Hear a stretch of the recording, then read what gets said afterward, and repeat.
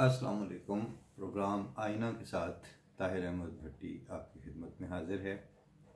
और आज जैसा कि मैं ज़िक्र कर रहा था, मज़ामीन एक दो इंतखाब किए हुए थे, उनमें से आज पहला जो मज़मून है वो वजाहत मसूद साहब का है और इसका उन्वान उन्होंने रखा है कलाए फरामोशी की रात और कोहे निदा का बुलावा।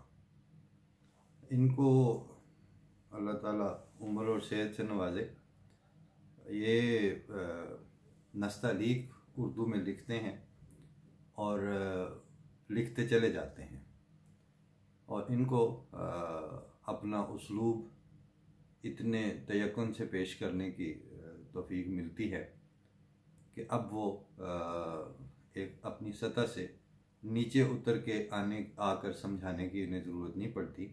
और इससे ये आम तौर पर लिखने और पढ़ने वालों को हौसला भी होता है कि आप अपने रंग में बात करते चले जाएं, बिलाखिर लोग आपके रंग को समझना शुरू कर देते हैं, महसूस करना शुरू कर देते हैं। उसके लिए ये ज़रूरी नहीं होता कि आप उसमें उसको आसान करें या आसान से नीचे उतर के फिर सस्ता करें और फिर मतलब आगे उसके नीचे की तरफ भी बहुत से मदारिज हैं और ऊपर की तरफ भी बहुत सी मंजिलें हैं।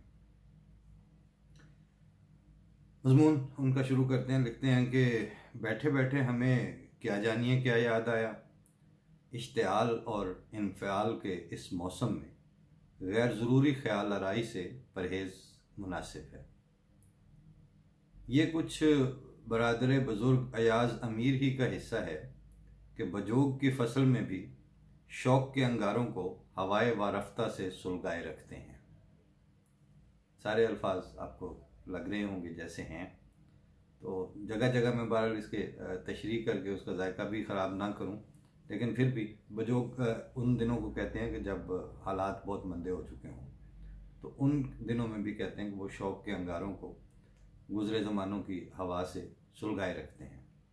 अपने यहाँ तो ज़्याबितस ने ऐसी गारतगरी की है कि साया ख्याल भी अब सर से उठ गया। वही जो एहसान दानिश ने कहा था, मुझसे पहले मेरे इजहार को मौत आई, ना हुए गालिब कि इस कैफियत को एक मिसरे में समेट लेते, जलता हूँ अपनी ताकते दीदार देख कर।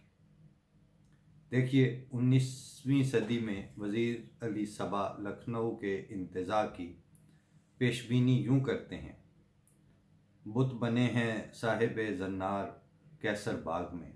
और दिल्ली में गालिब ने लिखा, उर्दू बाज़ार न रहा, उर्दू कहाँ दिल्ली कहाँ, वल्लाह अब शहर नहीं है, कैंप है, छावनी है। और ये टुकड़ा देखिए कि सुनते हैं कि नवंबर में महाराजा अलवर को इख्तियार मिलेगा, मगर वो इख्तियार ऐसा होगा जैसा खुदा ने खल्क को दिया है। सब कुछ अपने कब्ज़ाए कुदरत में रखा, आदमी को बदनाम किया है। इसमें ये जो गालिब की तहरीर है नसर में, इस पे मीर का वो शेर भी बरमहल है, मैं इजाफ़ा कर देता हूँ, ऐड करके आपको सुना देता हूँ क्योंकि एक ही मजमून है कि नाहक हम मजबूरों पर ये तोहमत है मुख्तारी की, जो चाहें सो आप करे हैं, हमको अबस बदनाम किया।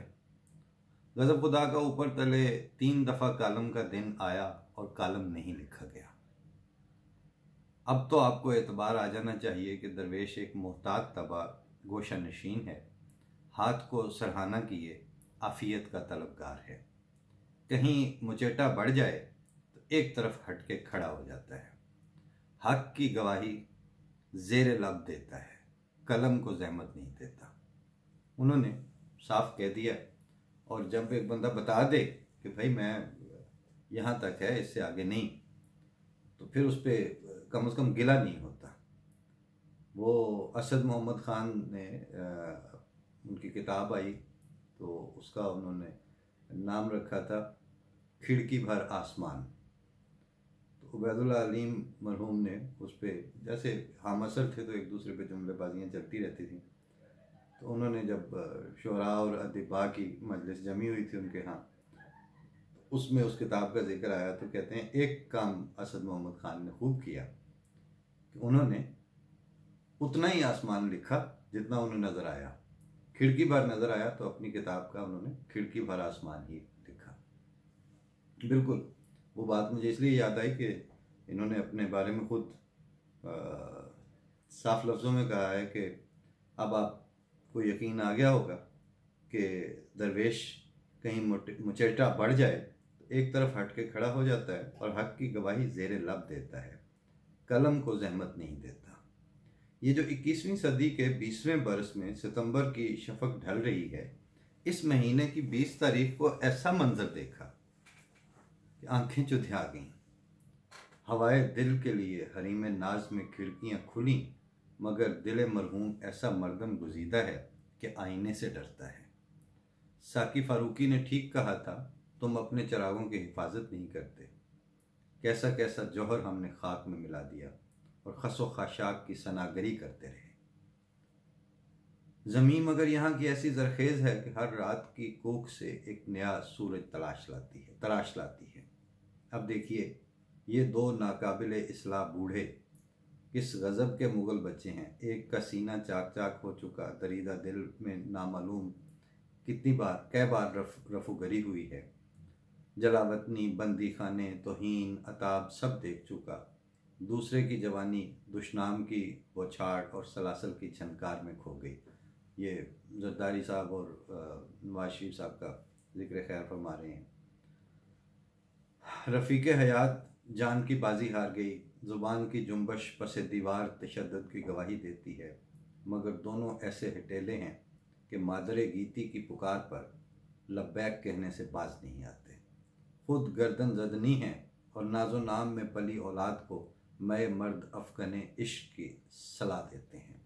खल्क सब जानती है, मगर सर लश्कर की राह देखती है। वतन किलाए फरामोशी की तस्वीर बन चुका है। यहाँ से आप देख लीजिए कि सबकी अपनी अपनी एफिलिएशंस भी हैं, उनकी अटैचमेंट्स भी हैं, पसंद नापसंद भी है। वो इन दो को, जिनको बहुत से लोग पता नहीं क्या क्या कुछ कह रहे हैं, वो उनको क्लासिकल बुज़ुर्गों के लेवल पे और सियासी तौर पर इतने कदावर बना के पेश कर रहे हैं तो करें।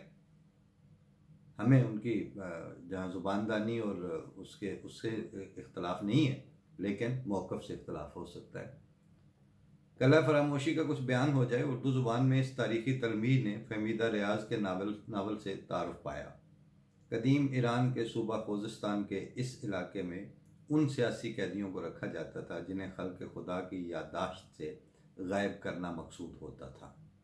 यहाँ कैद किए जाने वालों का नाम लेना, बल्कि किले तक का नाम लेना ममनू था।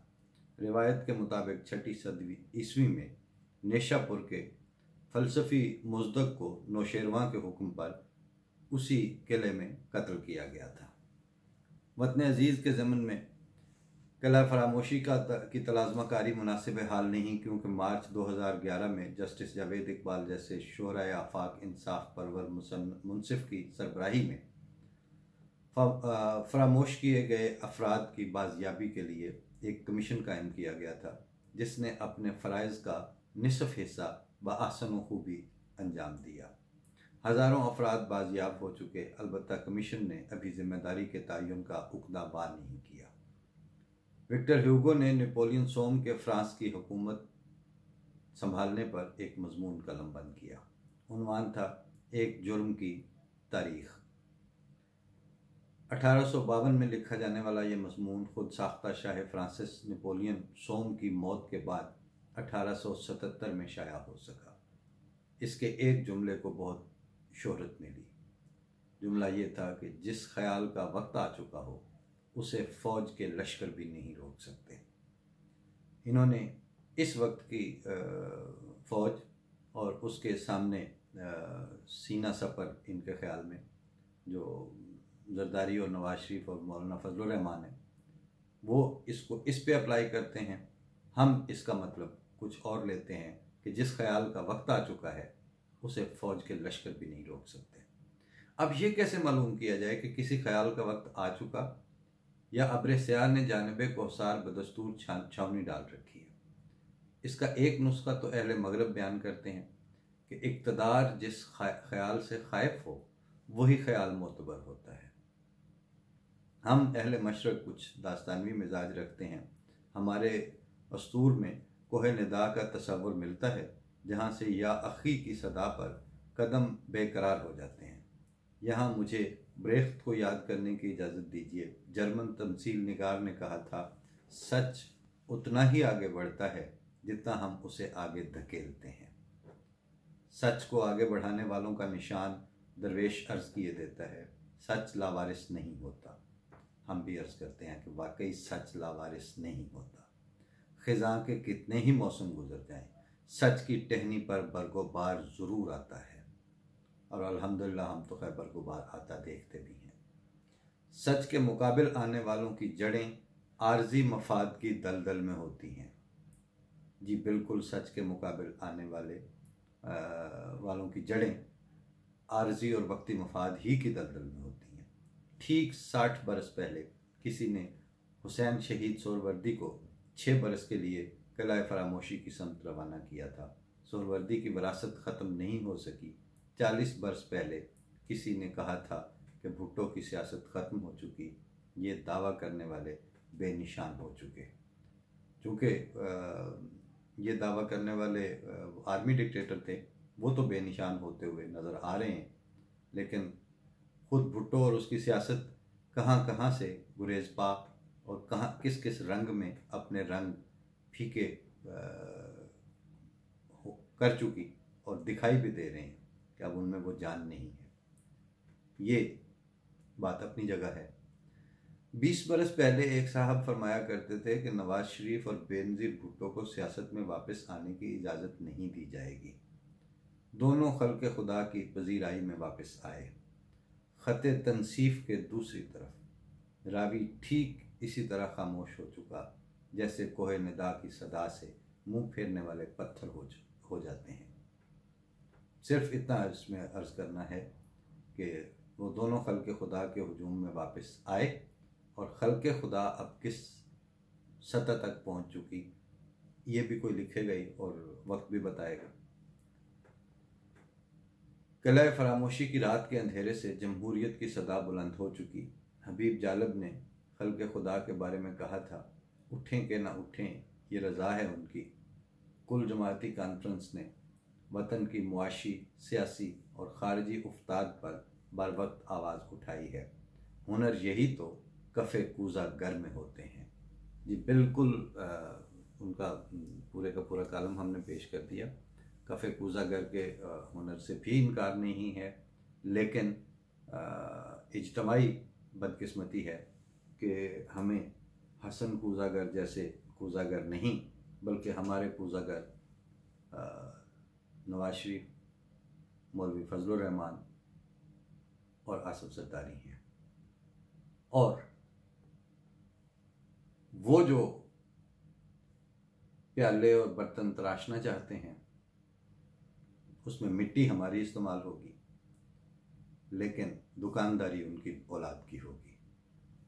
ये मसाइल अपनी जगह चलेंगे और दो तरफा मुकालमा जाती माहौल अगर पैदा हो जाए तो क्या कहने, सरे दस्तो